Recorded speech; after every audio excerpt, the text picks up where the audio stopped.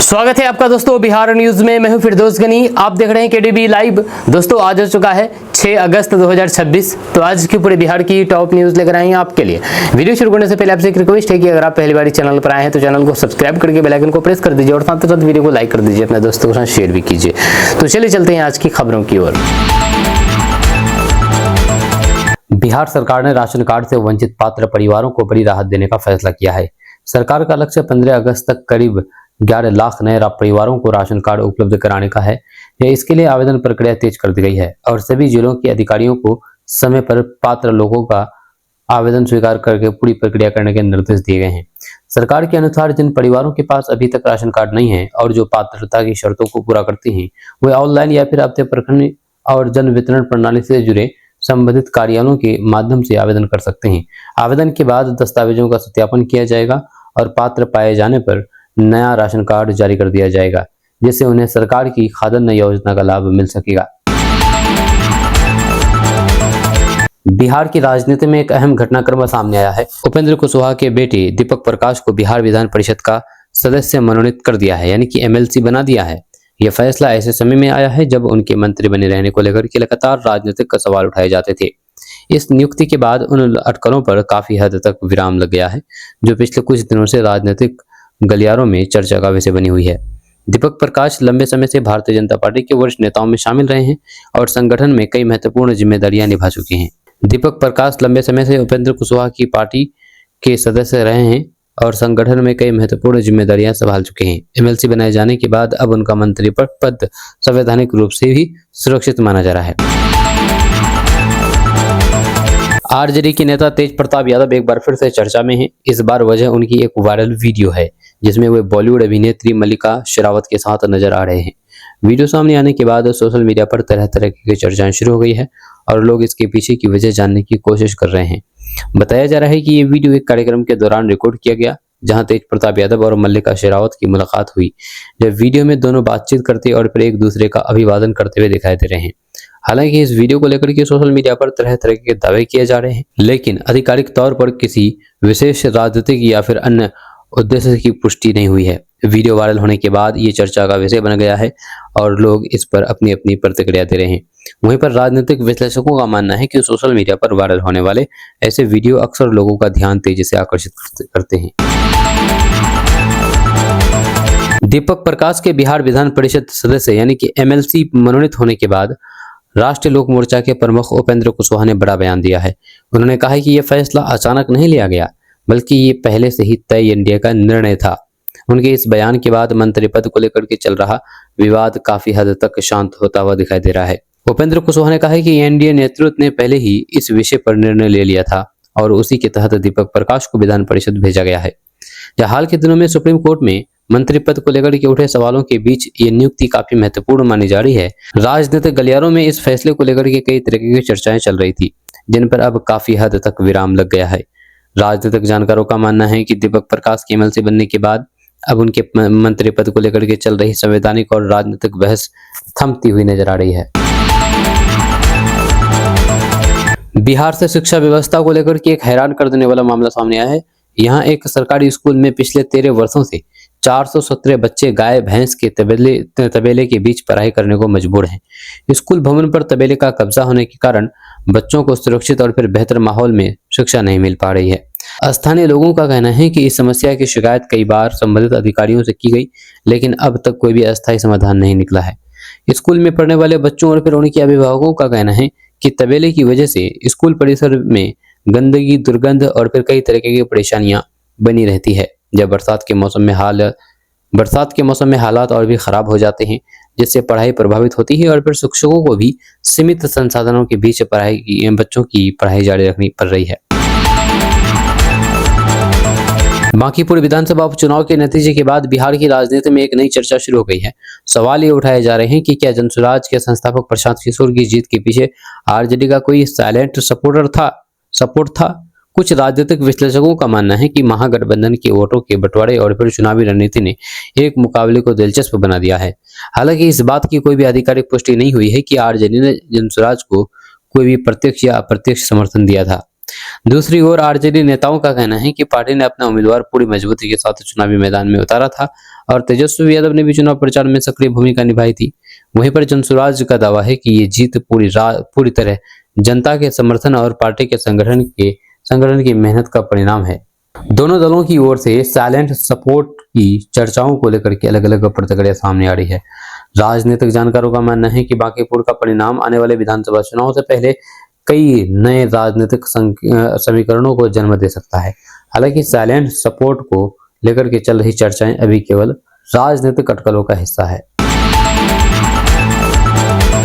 बिहार में मानसून एक बार फिर से पूरी तरह से सक्रिय हो गया है। मौसम विभाग ने बिहार के 8 जिलों में भारी बारिश और वज्रपात और तेज हवाओं को लेकर के चेतावनी जारी की है। लोगों से अपील की गई है कि खराब मौसम के दौरान खुले स्थानों, खेतों और फिर पेड़ों के नीचे जाने से बचें तथा बिजली चमकने के समय पूरी सावधानी बरतें। मौसम विभाग के अनुसार अगले 24 घंटे के दौरान कई जिलों में गरज चमक के साथ तेज बारिश होने की संभावना है। लगातार हो रही बारिश के कारण निचले इलाकों में जल भराव और फिर कुछ स्थानों पर बाढ़ जैसे हालात भी बन सकते हैं। प्रशासन ने संबंधित जिलों को अलर्ट पर रहने के निर्देश दिए हैं और आपदा प्रबंधन विभाग की टीमों को भी सतर्क रहने को कहा गया है। सरकार ने लोगों से मौसम विभाग की सलाह का पालन करने और अनावश्यक रूप से घर से बाहर न निकलने की भी अपील की है। खासकर के किसानों, मछुआरों और खुले क्षेत्रों में काम करने वाले लोगों को अतिरिक्त सतर्कता बरतने की सलाह दी गई है। पूर्णिया सांसद पप्पू यादव ने बांकीपुर विधानसभा उपचुनाव के नतीजे के बाद आरजेडी के नेतृत्व पर बड़ा हमला बोला है। उन्होंने कहा है कि जिस सीट पर राजद उम्मीदवार अपना जमानत तक नहीं बचा सका, वह परिणाम पार्टी के लिए गंभीर चेतावनी है। पप्पू यादव ने दावा कर दिया है कि मौजूदा राजनीतिक हालात को देखते हुए राजद का जनाधार लगातार कमजोर हो रहा है और यदि समय रहते पार्टी ने अपनी रणनीति नहीं बदली तो फिर उसका भविष्य मुश्किल में पड़ सकता है। पप्पू यादव ने कहा है कि बिहार की राजनीति तेजी से बदल रही है और जनता अब नए विकल्पों की ओर देख रही है। उन्होंने आरोप लगाया है कि राजद का मौजूदा नेतृत्व जनता की उम्मीदों पर खरा नहीं उतर पा रहा है। उनके बयान के बाद बिहार की राजनीति में नई बहस शुरू हो गई है। बिहार सरकार केंद्र की विशेष सहायता योजना के तहत करीब 450 करोड़ रुपए की अतिरिक्त राशि प्राप्त करने की तैयारी में जुट गई है। इसी को लेकर के मुख्य सचिव ने सभी विभागों के साथ समीक्षा बैठक की और फिर अधिकारियों को दिशा निर्देश दिए कि वे अगले 10 दिनों के भीतर अपनी अपनी परियोजनाओं और फिर प्रस्तावों को पूरी तरह से तैयार जमा कर ले। यह सरकार का उद्देश्य है कि केंद्र से मिलने वाली इस राशि का अधिकतम लाभ राज्य को मिल सके। मुख्य सचिव ने कहा कि सभी विभाग आपसी समन्वय के साथ तेजी से काम करें और अधूरे प्रस्ताव को समय सीमा के भीतर पूरा करें। जिन परियोजनाओं के लिए केंद्र से वित्तीय सहायता मिल सकती है उन्हें प्राथमिकता के आधार पर तैयार करने के निर्देश दिए गए हैं। इससे राज्य में आधारभूत संरचना विकास योजनाओं और अन्य सार्वजनिक परियोजनाओं को गति मिलने की उम्मीद है।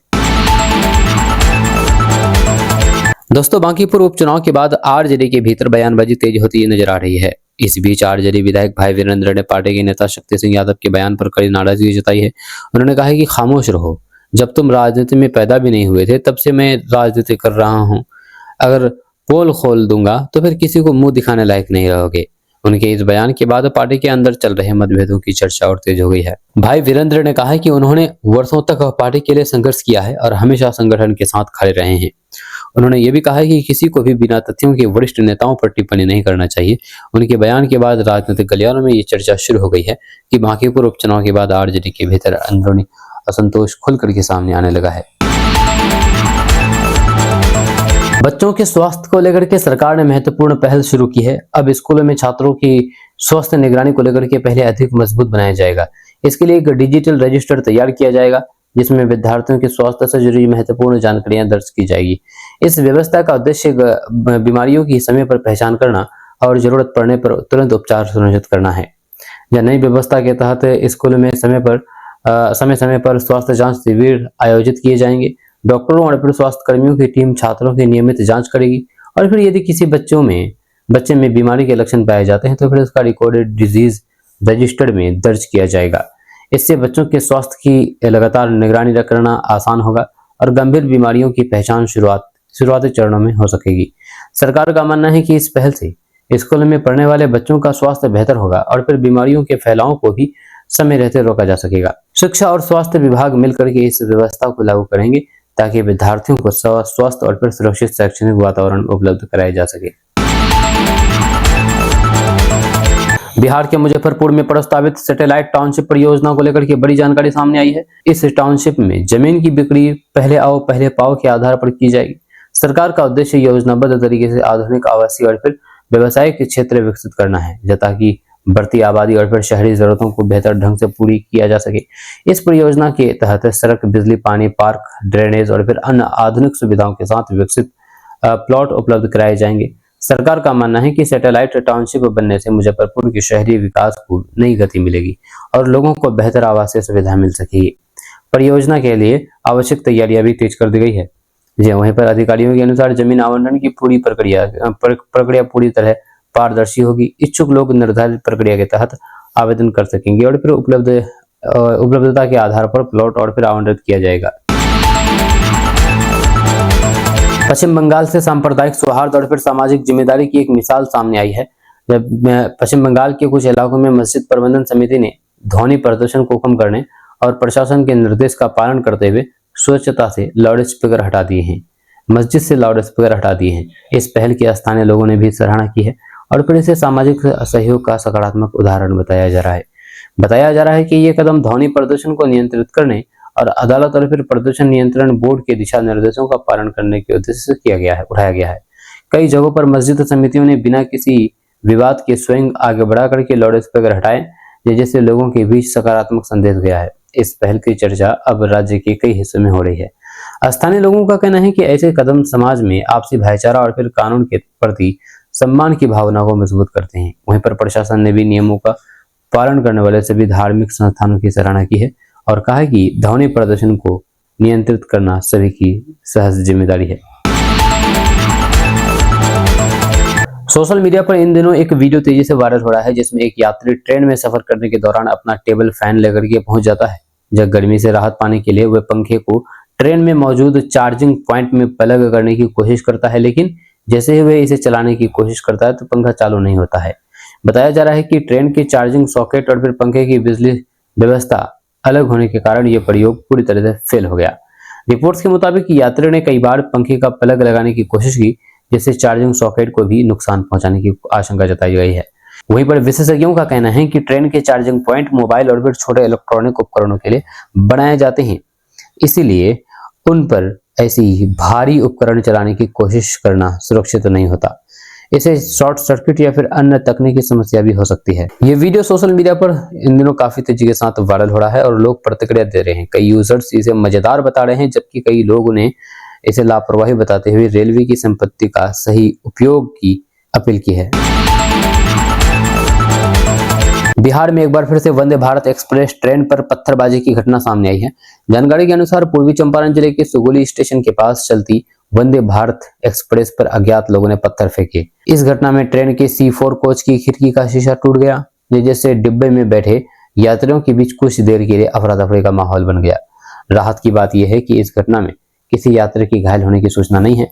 यह घटना के बाद रेलवे प्रशासन और फिर सुरक्षा एजेंसियां तुरंत सक्रिय हो गई है। मामले की जांच शुरू कर दी गई है और फिर पत्थर फेंकने वालों की पहचान करने का प्रयास किया जा रहा है। रेलवे अधिकारियों का कहना है कि यात्रियों की सुरक्षा सर्वोच्च प्राथमिकता है और दोषियों के खिलाफ सख्त कानूनी कार्रवाई की जाएगी। गौरतलब है कि बिहार में वंदे भारत एक्सप्रेस पर पत्थरबाजी की घटनाएं पहले भी सामने आ चुकी है। ऐसे मामलों को रोकने के लिए रेलवे सुरक्षा बल और फिर स्थानीय प्रशासन लगातार निगरानी बढ़ा रहे हैं। अधिकारियों ने लोगों से भी अपील की है कि यदि ऐसे किसी संदिग्ध गतिविधियों की जानकारी मिले तो फिर तुरंत रेलवे या फिर पुलिस को सूचना दें। दोस्तों, बिहार सरकार बिहार की ऐतिहासिक और सांस्कृतिक धरोहरों को विश्व स्तरीय पहचान दिलाने की दिशा में बड़ा कदम उठाने जा रही है। मुख्यमंत्री सम्राट चौधरी ने बोध गया, केसरिया स्तूप, सुल्तानगंज, मंदार और फिर कैमूर सहित कई महत्वपूर्ण पुरातात्विक एवं धार्मिक स्थलों का वैज्ञानिक सर्वेक्षण और आधुनिक तकनीक से अध्ययन कराने के निर्देश दिए गए हैं। सरकार का उद्देश्य इन धरोहरों का संरक्षण, विकास और फिर उन्हें राष्ट्रीय ही नहीं बल्कि अंतर्राष्ट्रीय पर्यटन मानचित्र पर मजबूत पहचान दिलाना है। योजना के तहत लीडर और ग्राउंड पेनेट्रिंग रडार यानी कि GPR जैसी आधुनिक तकनीकों का उपयोग करके जमीन के भीतर मौजूद प्राचीन अवशेषों और फिर संरचनाओं की जानकारी जुटाई जाएगी। बिहार की प्रमुख नदियों को लेकर के चिंताजनक रिपोर्ट सामने आई है। रिसर्च में दावा किया गया है कि गंगा नदी धीरे धीरे दक्षिण की ओर जबकि कोसी नदी पश्चिम की ओर अपना प्रवाह बदल रही है। विशेषज्ञों के अनुसार नदी के बहाव में ये बदलाव भविष्य में कटाव, बाढ़ और फिर कृषि भूमि पर गंभीर असर डाल सकता है। रिपोर्ट्स के मुताबिक नदी के मार्ग में बदलाव के पीछे अत्यधिक गाद, जलवायु परिवर्तन, नदी के तटों का कटाव और प्राकृतिक भू आकृति परिवर्तन जैसे कई कारण जिम्मेदार माने जा रहे हैं। विशेषज्ञों ने चेतावनी दी है कि यदि समय रहते प्रभावी कदम नहीं उठाए गए तो फिर आने वाले वर्षों में कई क्षेत्रों में बाढ़ और फिर भू कटाव की यानी कि जमीन कटाव की समस्या गंभीर हो सकती है। वहीं पर विशेषज्ञों ने सरकार से नदी प्रबंधन वैज्ञानिकों और फिर निगरानी और तटीय संरक्षण पर विशेष ध्यान देने की सलाह दी गई है। बिहार के जमुई जिले से एक बेहद चौंकाने वाला मामला सामने आया है। यहाँ पर एक लड़की द्वारा अपनी पसंद से प्रेम विवाह करने के बाद उसके परिवार ने उससे सभी रिश्ते तोड़ने का फैसला कर लिया। इतना ही नहीं, परिवार ने जीवित बेटी की प्रतीकात्मक अर्थी निकाली, जब सिर मुंडवाया और अंतिम संस्कार की रस्में भी निभाई। इस घटना की पूरे इलाके में चर्चा हो रही है। जानकारी के अनुसार लड़की ने बालिग होने के बाद अपनी इच्छा से प्रेम विवाह किया था। इससे नाराज परिजनों ने सामाजिक रूप से उसे मृत मानते हुए प्रतीकात्मक अंतिम संस्कार किया है। घटना के बाद ये मामला सोशल मीडिया पर भी तेजी से वायरल हो गया है और लोग इस पर अलग अलग प्रतिक्रिया दे रहे हैं। ये घटना एक बार फिर से समाज में प्रेम विवाह, पारिवारिक स्वीकार्यता और फिर सामाजिक सोच को लेकर के बहस का विषय बन गई है। हालांकि लड़की बालिग है और उसे अपने पसंद से विवाह करने का कानूनी अधिकार प्राप्त है। दोस्तों, बिहार का नालंदा जिला बिहार का एकलौता ऐसा जिला माना जाता है जिसकी सीमाएं बिहार के 9 अलग अलग जिलों से मिलती है। अपनी भौगोलिक स्थिति के कारण नालंदा प्रशासनिक और फिर परिवहन की दृष्टि में से भी बेहद महत्वपूर्ण माना जाता है। इसके साथ ही ये जिला अपने ऐतिहासिक और सांस्कृतिक महत्व के लिए भी पूरी दुनिया में प्रसिद्ध है। नालंदा की सीमा पटना, गया, जहानाबाद, नवादा, शेखपुरा, लखीसराय, नालंदा के से सटे अन्य जिलों सहित कुल 9 जिलों से जुड़ी हुई है। यही विशेषता इसे बिहार के अन्य सभी जिलों से अलग बनाती है। इसके अलावा विश्व प्रसिद्ध नालंदा विश्वविद्यालय के अवशेष और फिर राजगीर जैसे ऐतिहासिक स्थल भी इसी जिले में स्थित है। वहीं पर भौगोलिक दृष्टि से नालंदा का महत्व काफी अधिक माना जाता है। कई प्रमुख सड़क मार्ग और फिर विकास योजनाएं भी इसी जिले से होकर के गुजरती है। दोस्तों, बिहार सरकार ने किसानों की आय बढ़ाने और फिर फसल की बर्बादी रोकने के लिए एक नई योजना की शुरू की है। इस योजना के तहत किसानों को सोलर क्रॉप ड्रायर लगाने पर 1,40,000 रुपए तक का अनुदान दिया जाएगा। सौर ऊर्जा से चलने वाले ये आधुनिक उपकरण फल, सब्जियों, मसालों और फिर अन्य कृषि उत्पादों को सुरक्षित तरीके से सुखाने में मदद करेगा, जिससे फसल खराब होने की संभावना काफी कम हो जाएगी। कृषि विभाग के अनुसार पारंपरिक तरीके से फसल सुखाने में बारिश, नमी और फिर धूल के कारण काफी नुकसान होता है। सोलर क्रॉप ड्रायर की मदद से किसान नियंत्रित तापमान में अपनी उपज को सुरक्षित रख सकेंगे, जिससे उत्पाद की गुणवत्ता बेहतर होगी और फिर बाजार में अच्छे दाम मिलने की संभावना काफी बढ़ेगी। सरकार का कहना है कि इस योजना का उद्देश्य आधुनिक तकनीक को खेती से जोड़कर के किसानों को आधुनिक रूप से मजबूत बनाना है। योजना का लाभ लेने के लिए पात्र किसान कृषि विभाग के पोर्टल पर ऑनलाइन आवेदन कर सकते हैं। आवेदन के बाद दस्तावेजों का सत्यापन किया जाएगा और फिर पात्र दस्तावेज का सत्यापन किया जाएगा और पात्र पाए जाने पर अनुदान की राशि सीधे किसानों के बैंक खाते में भेजी जाएगी। दोस्तों, बांकीपुर विधानसभा उपचुनाव का परिणाम अब केवल एक सीट की जीत या फिर हार तक सीमित नहीं माना जा रहा है। राजनीतिक विश्लेषकों का मानना है कि इस नतीजे ने बिहार की विपक्षी राजनीति को नया संदेश दिया है। जनसुराज के संस्थापक प्रशांत किशोर की जीत ने ये संकेत दिया है कि बिहार की राजनीति में नए विकल्पों के लिए भी जगह बन रही है और पारंपरिक राजनीतिक समीकरण बदलते नजर आ रहे हैं। इस चुनाव के बाद विपक्षी दलों के सामने भी कई सवाल खड़े हो गए हैं। खासकर कि ये चर्चा तेज हो गई है कि आने वाले विधानसभा चुनाव में विपक्ष किस रणनीति के साथ मैदान में उतरेगा और फिर नए राजनीतिक दलों की बढ़ती ताकत का सामना कैसे करेगा। वहीं पर बांकीपुर में भी मिली हार के बाद भाजपा ने भी चुनाव परिणाम की समीक्षा शुरू कर दी है और आगे की रणनीति पर मंथन कर रही है। राजनीतिक जानकारों का मानना है कि बांकीपुर का ये परिणाम आने वाले चुनाव की दिशा में तय करने की अहम भूमिका निभा सकता है। हालांकि ये विश्लेषण राजनीतिक और परिस्थितियों पर आधारित है और इसका वास्तविक असर आने वाले विधानसभा चुनाव में भी स्पष्ट होगा। फिलहाल इतना तय माना जा रहा है कि इस उपचुनाव में बिहार की राजनीति में नई बहस और नए समीकरणों को जन्म दे दिया है। बिहार के बक्सर स्थित थर्मल पावर प्रोजेक्ट में लगातार हो रही देरी का असर अब राज्य की बिजली व्यवस्था पर भी पड़ने लगा है। परियोजना समय पर पूरा नहीं होने के कारण इसकी लागत काफी बढ़ गई है, जिसका असर बिजली उत्पादन की लागत पर भी पड़ रहा है। इससे बिहार को अपेक्षाकृत महंगी बिजली खरीदनी पड़ रही है। रिपोर्ट्स के अनुसार परियोजना में निर्माण कार्य और फिर अन्य तकनीकी कारणों से कई बार समय सीमा बढ़ानी पड़ी है, जहां लागत बढ़ने के साथ साथ परियोजना के पूरा होने में हुई देरी का सीधा असर बिजली की कीमतों पर पड़ा है। विशेषज्ञों का मानना है कि यदि परियोजना तय समय पर पूरी हो जाती है तो फिर राज्यों को अपेक्षाकृत सस्ती बिजली मिल सकती है। पर सरकार और फिर संबंधित एजेंसियां अब परियोजना को जल्द पूरा करने की दिशा में काम कर रही है। अधिकारियों का कहना है कि प्रोजेक्ट पूरा होने के बाद राज्य में बिजली उत्पादन बढ़ेगा, बाहरी राज्यों पर निर्भरता कम होगी और भविष्य में बिजली आपूर्ति को अधिक स्थिर एवं किफायती बनाने में मदद मिलेगी।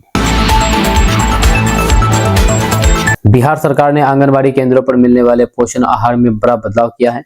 अब बच्चों, गर्भवती महिलाओं और फिर धात्री माताओं को पहले की तरह सूखा राशन नहीं दिया जाएगा। इसकी जगह न्यूट्री खिचड़ी, न्यूट्री पुलाव और फिर अन्य पौष्टिक तैयार भोजन उपलब्ध कराया जाएगा। सरकार का कहना है कि इस नई व्यवस्था का उद्देश्य लाभार्थियों को अधिक पौष्टिक, गुणवत्तापूर्ण और फिर संतुलित आहार उपलब्ध कराना है। नई व्यवस्था लागू होने के बाद टेक होम राशन की जगह पैकेट बंद पोषण तैयार आहार दिया जाएगा। सरकार का मानना है कि इससे पोषण की गुणवत्ता बेहतर होगी, वितरण व्यवस्था में पारदर्शिता आएगी और बच्चों और फिर महिलाओं में कुपोषण को कम करने में मदद मिलेगी। आंगनबाड़ी केंद्रों पर भोजन की गुणवत्ता और फिर वितरण व्यवस्था की नियमित निगरानी भी की जाएगी। महिला एवं बाल विकास विभाग ने सभी जिलों को नई व्यवस्था लागू करने के निर्देश जारी कर दिए हैं। दोस्तों, नेपाल के पहाड़ी इलाकों में लगातार हो रही भारी बारिश का असर अब बिहार में भी दिखाई देने लगा है। नदियों का जलस्तर तेजी से बढ़ रहा है, जिसके बाद प्रशासन ने कई जिलों में अलर्ट जारी कर दिया है। पटना समेत उत्तर और फिर मध्य बिहार के कई हिस्सों में अच्छी बारिश दर्ज की गई है, जबकि कुछ जिलों में भारी बारिश और फिर वज्रपात की संभावना जताई गई है। मौसम विभाग के अनुसार अगले 24 से 48 घंटे के दौरान बिहार के कई इलाकों में मानसून सक्रिय बना रहेगा। लगातार बारिश के कारण निचले इलाकों में जल भराव और फिर नेपाल से आने वाले नदियों के किनारे बसे क्षेत्र में सतर्कता बढ़ा दी गई है। प्रशासन ने सभी जिला अधिकारियों और आपदा प्रबंधनों की टीमों को अलर्ट मोड पर रहने के निर्देश दिए हैं। लोगों से अपील की गई है कि खराब मौसम के दौरान अनावश्यक रूप से घर से बाहर ना निकलें और नदी किनारे जाने से बचें। किसानों, मछुआरों और फिर खुले स्थानों पर काम करने वाले लोगों को विशेष सावधानी बरतने की सलाह दी गई है। दोस्तों, बांकीपुर विधानसभा उपचुनाव में भाजपा की हार के बाद पूर्णिया से सांसद पप्पू यादव ने अपनी प्रतिक्रिया देते हुए हार की बड़ी वजह बताई है। उनका कहना है कि जनता में कई मुद्दों को लेकर के नाराजगी थी और युवाओं के बीच बढ़ते असंतोष का असर चुनाव परिणाम में साफ दिखाई दिया है। उन्होंने दावा कर दिया है कि जनता बदलाव चाहती थी और उसी का असर मतदान में देखने को मिला। पप्पू यादव ने यह भी कहा है कि चुनाव केवल राजनीतिक दलों के बीच मुकाबला नहीं था, बल्कि जनता के मूड का भी संकेत था, जहां उनके अनुसार यदि राजनीतिक दल जनता की भावनाओं और जमीनी समस्याओं को समय रहते नहीं समझेंगे तो भविष्य में भी ऐसे नतीजे सामने आ सकते हैं। उन्होंने चुनाव परिणामों को बिहार की राजनीति के लिए एक महत्वपूर्ण संदेश बताया है। बांकीपुर उपचुनाव के बाद भाजपा बिहार के कारणों की समीक्षा कर रही है। पार्टी नेताओं का कहना है कि चुनाव परिणाम का गहन विश्लेषण किया जाएगा और जिन कमियों की वजह से ये नतीजा आया है उन्हें दूर करने का प्रयास किया जाएगा। दोस्तों, बिहार के सहरसा जिला में कोसी नदी का कटाव लगातार तेज होता जा रहा है।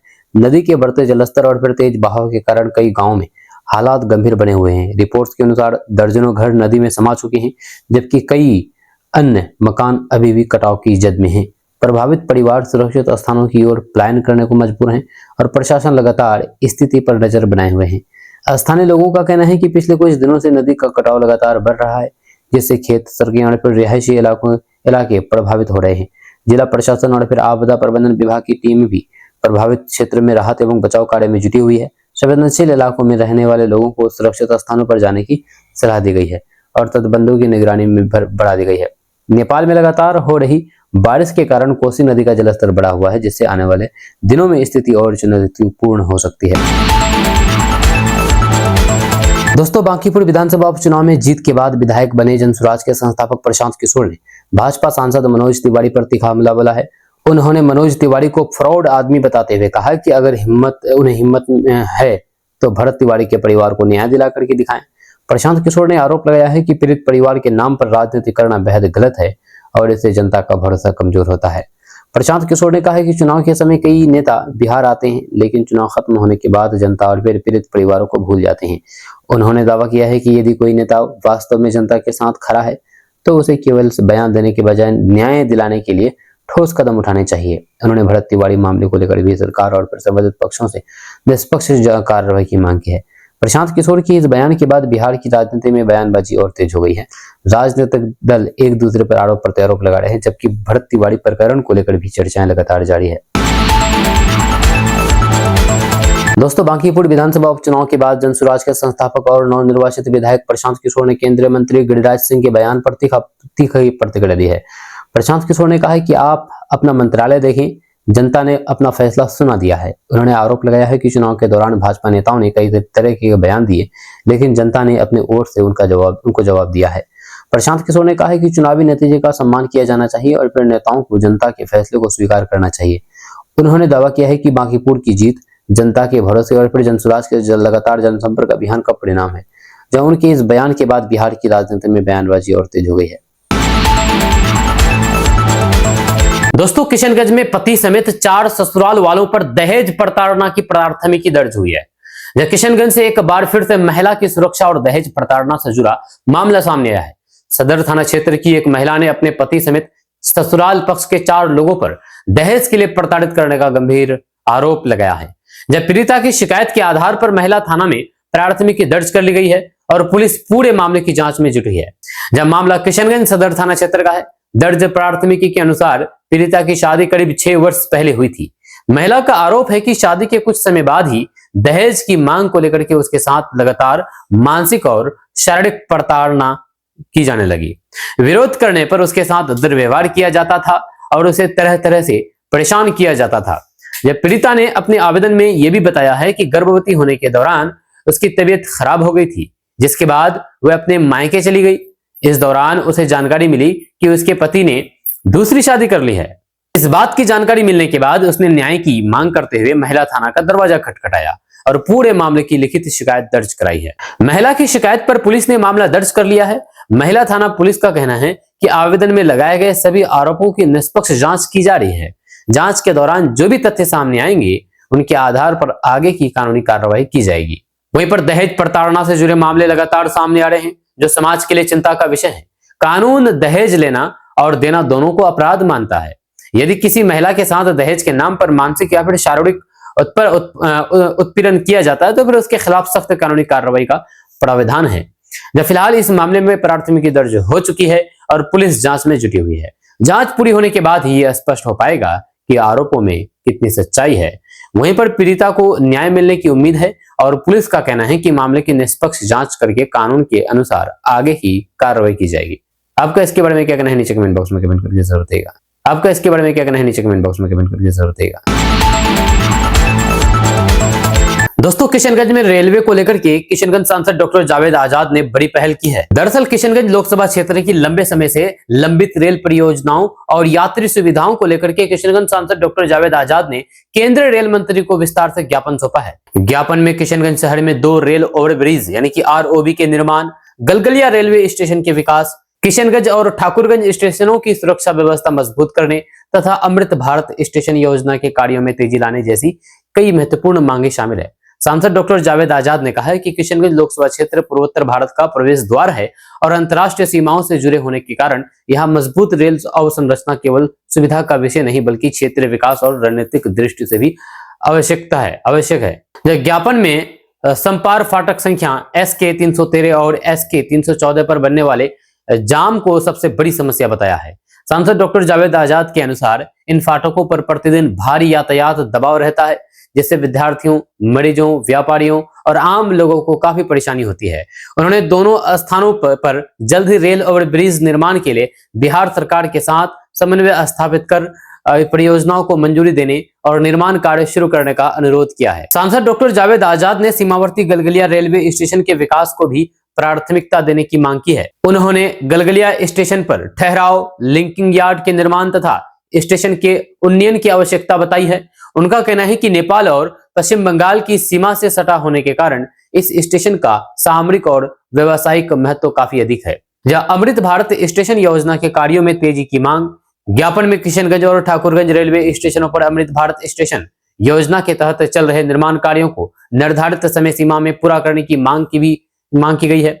सांसद डॉक्टर जावेद आजाद ने दोनों स्टेशनों पर उच्च गुणवत्ता वाले CCTV कैमरे लगाने उन्हें आरपीएफ नियंत्रण कक्ष से जोड़ने और सुरक्षा व्यवसाय को आधुनिक बनाने का अनुरोध किया है। डॉक्टर जावेद आजाद ने रेल मंत्रालय से यह भी आग्रह किया है कि अमृत भारत स्टेशन योजना के तहत स्वीकृत कार्यों की प्रगति और लागत का विवरण सार्वजनिक रूप से उपलब्ध कराया जाए। उनका कहना है कि परियोजनाओं की समयबद्ध निगरानी और पारदर्शिता से यात्रियों को बेहतर सुविधा मिलेगी और विकास कार्यों में गति आएगी। वहीं पर सीमांचल के लाखों यात्रियों को भी राहत मिल सकती है।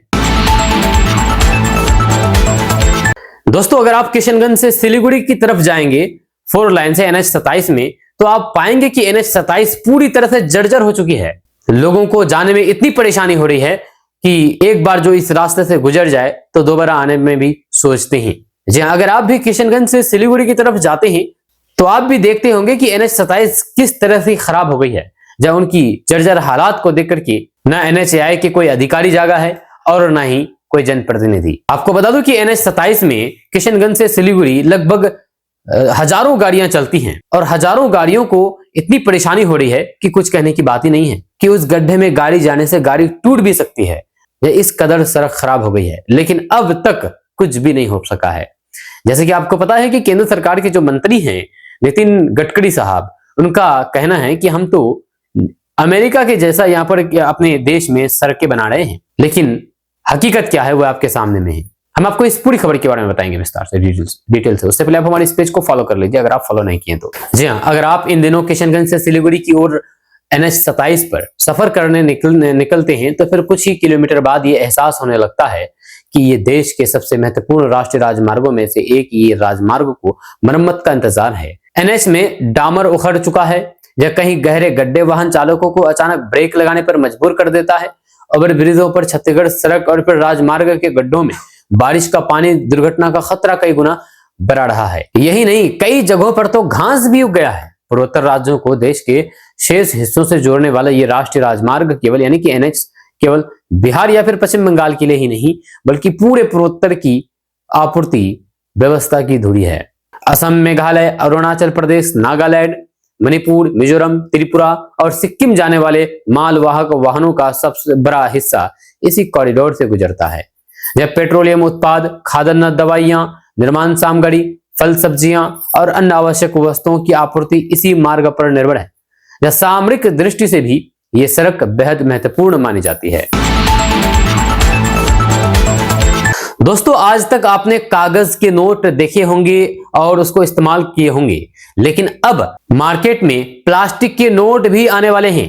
जी हाँ, प्लास्टिक के नोट RBI जारी करने वाले हैं, यानी कि अब आपके हाथ में कागज के नहीं बल्कि प्लास्टिक के नोट भी आएंगे। जी हाँ, कागज के साथ साथ प्लास्टिक के भी नोट आएंगे और उस नोट को आप चाहे पानी में भिजाइए या फिर किसी भी तरीके की गीला पदार्थ में रखिए, उससे कुछ भी फर्क नहीं पड़ने वाला है। जैसे कि आपको पता है कि कागज के नोट को पानी में भिगाने से नोट खराब हो जाती है, लेकिन अब प्लास्टिक वाले नोट को पानी में भिजाने से खराब नहीं होगी। RBI ने बताया है कि आखिर कब इसकी लॉन्चिंग होने वाली है। हम आपको इस खबर के बारे में पूरी डिटेल से बताएंगे। उससे पहले आप हमारे इस पेज को फॉलो कर लीजिए इसी तरह खबरें देखने के लिए। दरअसल RBI अगले साल शुरुआत में पॉलीमार यानी कि प्लास्टिक के नोट जारी करने की तैयारी कर रहा है।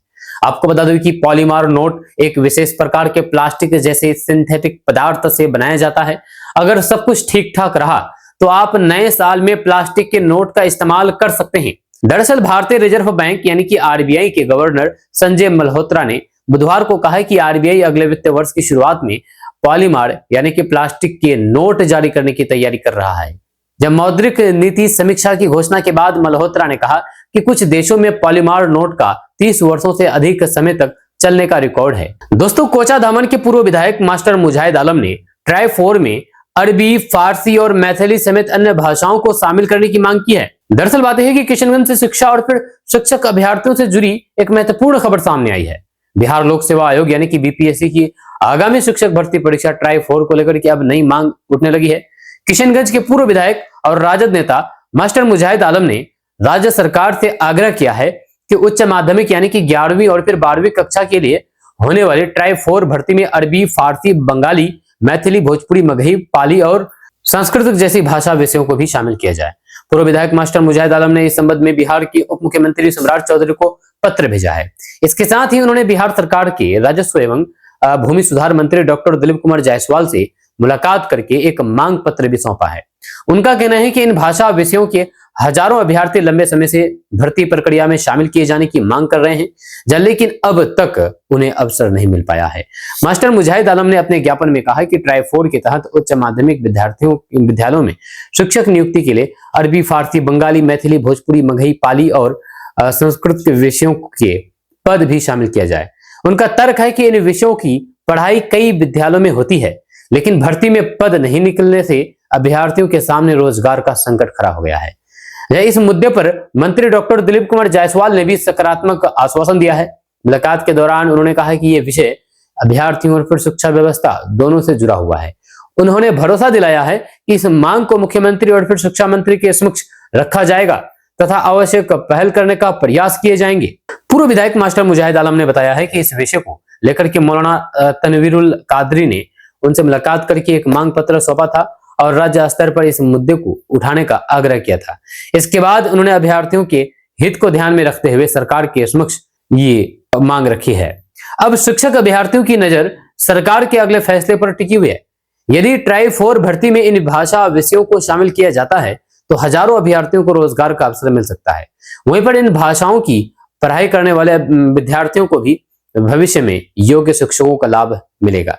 फिलहाल सरकार की ओर से इस संबंध में कोई भी अंतिम निर्णय घोषित नहीं किया गया है। अब देखना होगा कि मुख्यमंत्री और फिर शिक्षा विभाग इस मांग पर क्या फैसला लेते हैं और क्या आगामी ट्राई 4 भर्ती में इन भाषा विषयों को स्थान मिलता है या नहीं। जी हाँ, आपका इसके बारे में क्या कहना है नीचे कमेंट बॉक्स में कमेंट करके जरूर बताइएगा। दोस्तों, किशनगंज के बहादुरगंज में रतवा नदी का कहर बरप रहा है। जी हाँ, प्रधानमंत्री ग्राम सड़क बहने से दुर्गापुर बनगामा गांव का संपर्क पूरी तरह से बाधित हो गया है। जी हाँ, किशनगंज जिले के बहादुरगंज प्रखंड में लगातार हो रही बारिश के बीच रतवा नदी का कटाव एक बार फिर से भारी तबाही लेकर के आया है। जी हाँ, निशंदरा से दुर्गापुर बनगामा तक जाने वाली प्रधानमंत्री ग्राम सड़क नदी के तेज कटाव की चपेट में आकर के बुरी तरह से क्षतिग्रस्त हो गई है। जब सड़क का बड़ा हिस्सा बह जाने से दुर्गापुर बनगामा गांव का मुख्य सड़क मार्ग से संपर्क पूरी तरह से टूट गया है और सैकड़ों ग्रामीणों की आवाजाही गंभीर रूप से प्रभावित हो गई है। ग्रामीणों का कहना है कि सड़क टूटने से केवल अस्पताल, बाजार और फिर प्रखंड मुख्यालय तक पहुंचना बेहद कठिन हो गया है। जब बरसात के बीच वैकल्पिक रास्ता भी सुरक्षित नहीं है, जिससे गांव के लोगों में चिंता और फिर नाराजगी दोनों बढ़ गई है। आपको बता दूं कि बहादुरगंज प्रखंड के दुर्गापुर बनगामा गांव को जोड़ने वाली प्रधानमंत्री ग्राम सड़क स्थानीय लोगों के लिए सबसे महत्वपूर्ण सड़क मार्ग मानी जाती है। रतवा नदी के कटाव ने इस सड़क के बड़े हिस्से को क्षतिग्रस्त कर दिया है, जिसके बाद गांव का मुख्य सड़क मार्ग से संपर्क पूरी तरह से टूट गया है। स्थानीय लोगों के अनुसार अब आवागमन के लिए लंबा और जोखिम भरा वैकल्पिक रास्ता अपनाना पड़ रहा है।